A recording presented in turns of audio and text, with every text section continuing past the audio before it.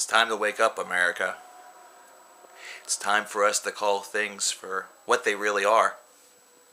What happened with the Planned Parenthood shooting? That's domestic terrorism. Domestic terrorists, they can be white, they can be black, they can be Muslim, Christian, Jewish, Chinese. Hell, it could be an Eskimo. Wake up. You have to call things as they are. Tim McVeigh was a domestic terrorist. You don't call him that, do you? You should, because that's exactly what he was. In America, it's time to wake up. It's time to realize that raising wages is only part of the issue that is facing the demolishing middle class and the growing separation between the rich and the poor. You might think that raising the wages would be something that would cause this gap to shorten up. But you have to remember, in order to, offset this, all companies really have to do is make their operating costs a little bit higher. And in fact, the operating costs will suddenly become a little bit higher. That way they can still maximize the profits. What you really need is the entire system to get a bit of a wash. Some regulations imposed to ensure that a little bit more is benefited to the worker. And also, America, we have to wake up to the fact that a lot of jobs have already been outsourced to other countries. Jobs here on the home front, and the reason why unemployment is at the level in which it is because so many were shipped out that now there's not enough in order to really, be filled by all of these people. With baby boomers still continuing to live on and work on, and a brand new generation that's reaching, the job age, people that are in their 30s, if they don't have work, they're struggling to find it. Making new jobs will take, some risk. It'll take having some bright ideas and bringing them to areas that, you might not think they'd work in. Hey, America, you also have to wake up.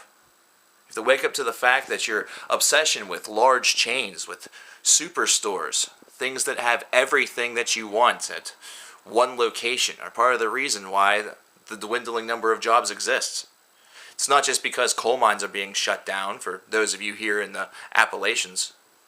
It's also because these big stores are removing the ma and pa's, or the smaller chains, the ones that actually were giving some people some employment. It's also limiting your options. While you might be able to go online and find yourself a great deal, those warehouses are only in small locations. Either that or they're being shipped from the locations of which the item itself is, being made and manufactured. The internet is taking jobs away. It's just the same as the internet is creating some. But at the same time, we need those smaller businesses. Not only for the vitality of our towns, especially our small ones, but also for the vitality of our citizens, getting them work and helping to further stimulate the economy. This is something also that comes at a price, and it comes from a very important realization. America, you need to wake up and realize that Barack Obama's dream for change was not going to be accomplished in 8 years.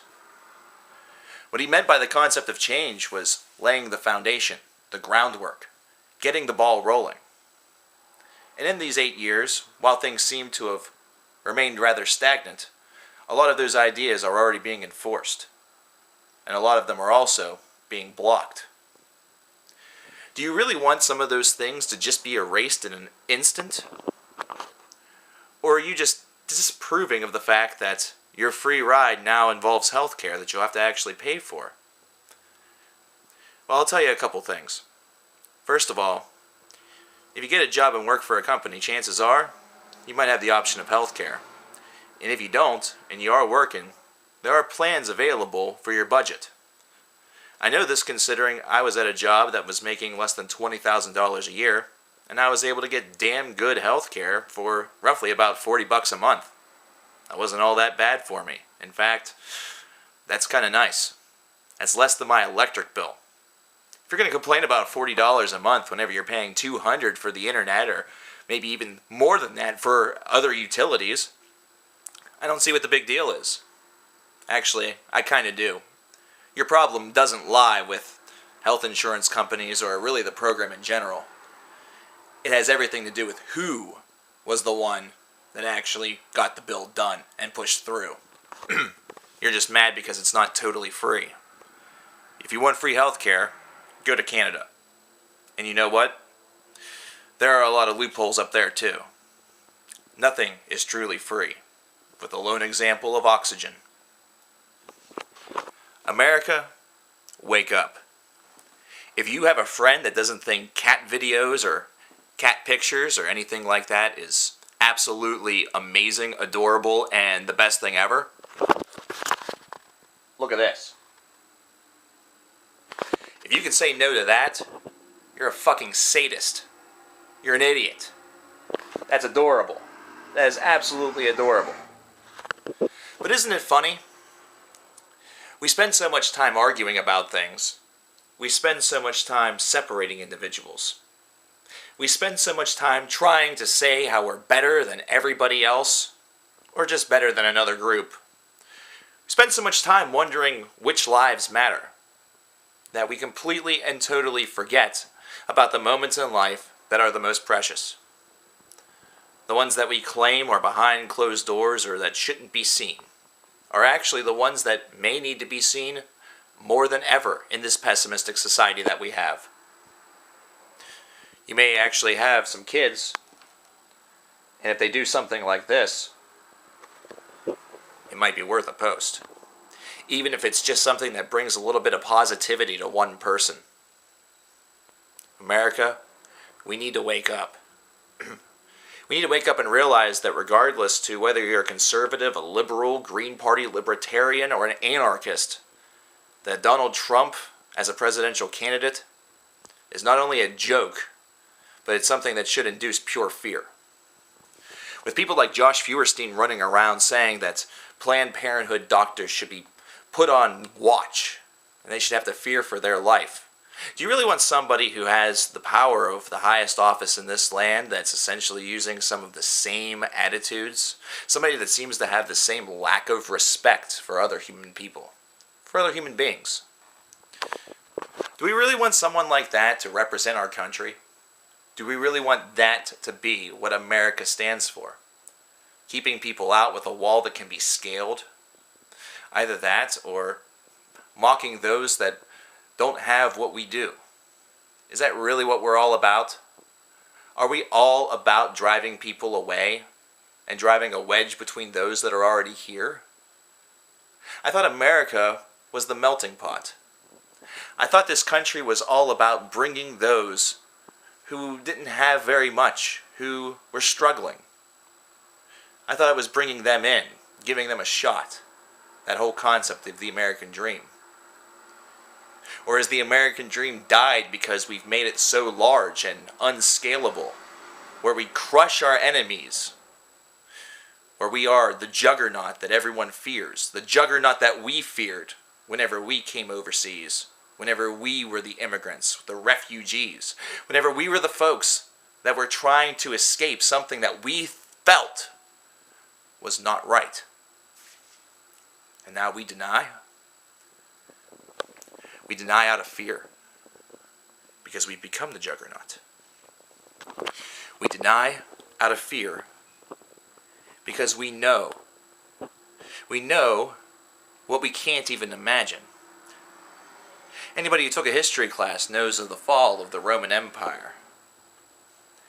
And anybody who took that history class can recognize the fact that every large empire, every large kingdom, anything that is built is not built to last forever. This American empire is slowly corroding from the inside out, America, and you need to wake up to it. Wake up to the fact that one of the main reasons why that corrosion is happening stares at you in the mirror, just as it stares at me whenever I look in the mirror. This is why people talk about inclusion instead of exclusion. This is why people want to see everything matter as opposed to just the preference. This is why the arguments become political or religious. No one person in this country is better than any other person in this country. That might be a difficult pill for you to swallow, American, but it's the truth. I'm not better than you. You're not better than me. But together we sure are something special. Together our ancestors forged a nation that's really, up until about a decade or so ago, was the most powerful in the world. One that people looked at it as a model, as opposed to looking at it as a laughingstock. America, wake up. We're being laughed at. We're being mocked. We're hated. We went from being the Robin Hood to being the schoolyard bully.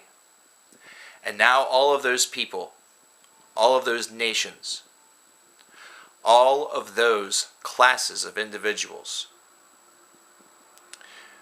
they're mad enough to make a stand. They're angry enough to want to see our reign as the bully, well, end. America, wake up.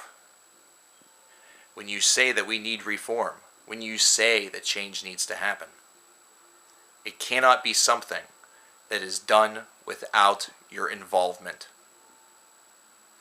Things don't happen whenever people do nothing. If you continue to do nothing and just complain, speak instead of do, nothing will change, America will fall, and you'll have nobody to blame but that same person that reflects back in the mirror. America, wake